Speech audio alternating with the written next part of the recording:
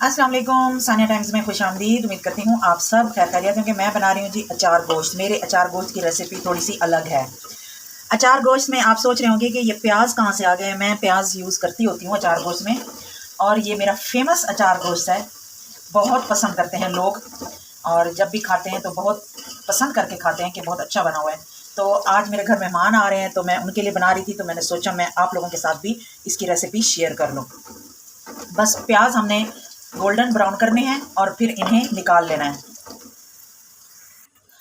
प्याज मैंने निकाल लिए हैं। अब मैं इसमें डाल दूंगी टमाटर। टमाटर हमें इतने पकाने हैं कि ये बिल्कुल घी में ही गल जाएं और इनका जो है ना वो पेस्ट बन जाए। चिकन को या मटन को या बीफ को अच्छे से वॉश करके दही में, और जो पैकेट वाला मसाला होता है अचार गोश्त का, उसमें मैरिनेट करके आपने रख देना है। अगर मटन और बीफ का आप अचार गोश्त बना रहे हैं तो कम अज़ कम उसे 1 घंटा आपने उसमें मैरिनेशन में रखना है। अगर चिकन का बना रहे हैं तो 10 से 15 मिनट काफ़ी होगा। अगर टाइम ना भी होना तो आप फ़ौरन भी उसे मिक्स करके कुक कर सकते हैं। जितनी देर में हमारी चिकन मैरिनेट होती है इतनी देर में हम प्याज और टमाटर अपने फ्राई कर लेंगे। ये लेमन जूस है जिसे मैंने निकाल के फ्रीज किया हुआ था, तो मैंने 1 क्यूब्स ले लिया है।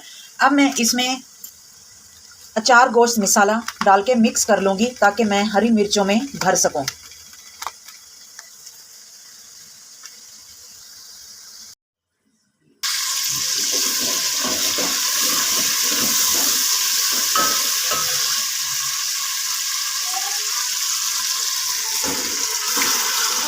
अब हम इसमें डाल देंगे मैरिनेट किया हुआ चिकन, जिसे तकरीबन हो चुके हैं 15 से 20 मिनट।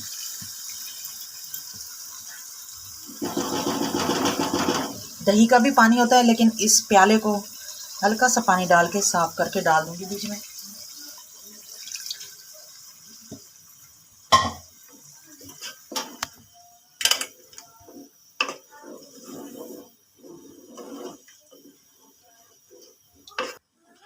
अब हम इसे मीडियम आंच पे तकरीबन 20-25 मिनट पकने देंगे, और बीच बीच में चेक भी करते रहेंगे चिकन गल भी जाए और इसका जो दही है और पानी है वो खुश्क हो जाए।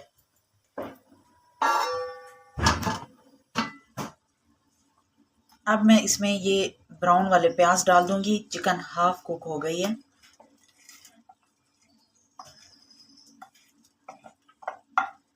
इससे बहुत अच्छी ग्रेवी भी बनती है, और सालन का जो अचार गोश्त का जो टेस्ट है ना वो बहुत अच्छा आता है।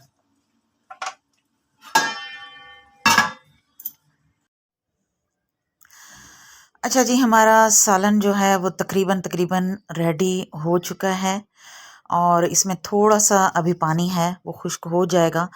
मैंने हरी मिर्चों को दरमियान में से कट लगाया। उसका जो क्लिप है ना वो रिकॉर्ड नहीं हो सका, इसलिए मैं आपको बता रही हूँ।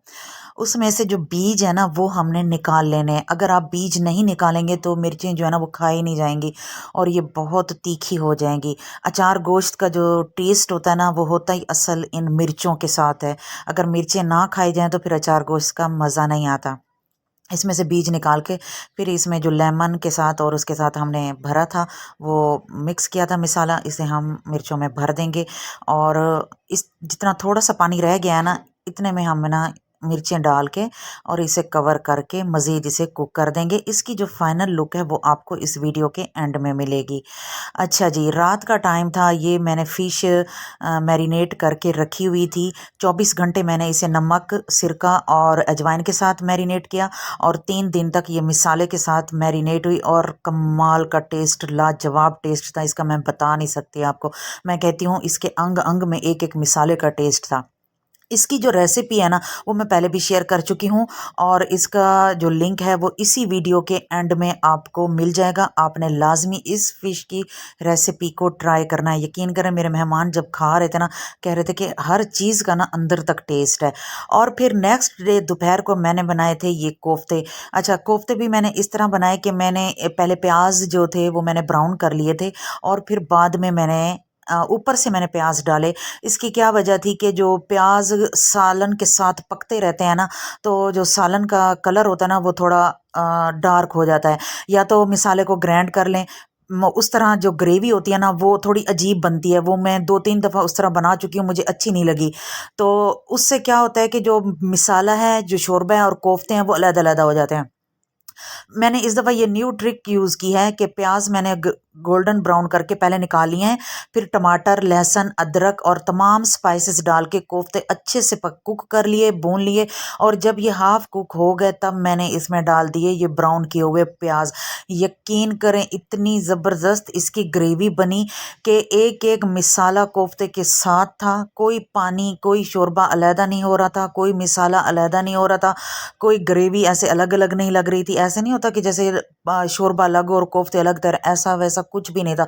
ये मेरी अपनी एक क्रिएट की हुई टिप थी, तो मैंने कहा कि आप लोगों के साथ भी मैं शेयर कर देती हूँ कि अगर आपके कोफ्ते भी इस तरह बनते हैं कि शोरबा अलहदा होता है, मिसाला अलहदा होता है, तो आपने फिर इसको इस तरह कर लेना। ये देखें जी मेरे अचार गोश्त की फाइनल लुक, बहुत ज़बरदस्त टेस्टी रेसिपी है, आपने लाजमी ट्राई करनी है। मेरी चैनल को सब्सक्राइब कर दें, वीडियो को लाइक कर दें, बेल आइकन को प्रेस कर दें ताकि हर आने वाली वीडियो का नोटिफिकेशन आपको टाइम से मिल सके। अपना और अपने फैमिली मेम्बर्स का ख्याल रखें, दुआ में याद रखें। अल्लाह हाफिज़।